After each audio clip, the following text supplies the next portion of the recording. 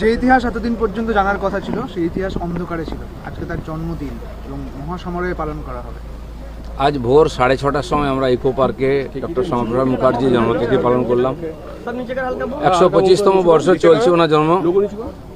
আর ভারতীয় জনতা পার্টি এবং শ্যামাপ্রসাদ প্রেমী যারা বহু বছর ধরে এক পক্ষ কাল 23 জুন থেকে 6 জুলাই ওনার বলিদান দিবস থেকে জন্মতিথি পর্যন্ত এই উৎসব করে আসতাম আমরা।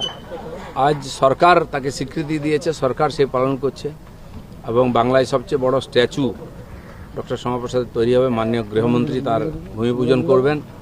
সেই শুভ দিন এসছে আজকে, আমরা গর্বিত, তাকে যোগ্য সম্মান দিতে পারছি। এবার তার স্বপ্নকে সফল করার জন্য মাননীয় মোদী যেমন 370 ধারা তুলে কাশ্মীরকে বিলয় করেছেন, এই যে বাংলার জনক শ্যামাপ্রসাদ, সেই বাংলাকেও আমরা তার স্বপ্নের বাংলা বানাবো, সে সংকল্প নিয়ে কাজ করছি।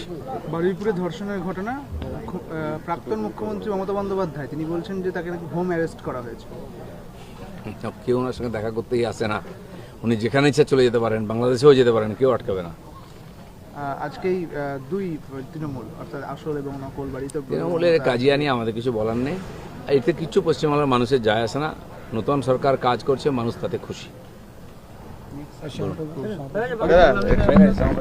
প্রচুর ব্যবসা হচ্ছে, যে সেটা ফুটপাত পরিষ্কার কবে হবে? গাড়ি রাখছে লোকে। যে নেতারা পয়সা নিয়ে ফুটপাতে লোক বসিয়েছিল তারা আজকে ব্যবসায়ী দিনে আন্দোলন করছেন।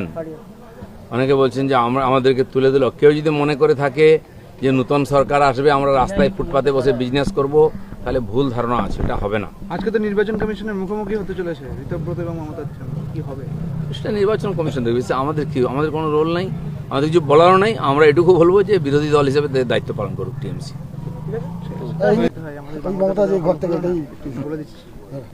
প্রাক্তন মুখ্যমন্ত্রী মমতা বন্দ্যোপাধ্যায় বলছেন তাকে নাকি হোম অ্যারেস্ট করা হয়েছে।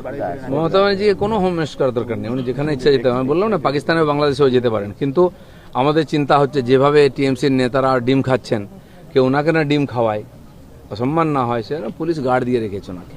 থ্যাংক ইউ, ঠিক আছে।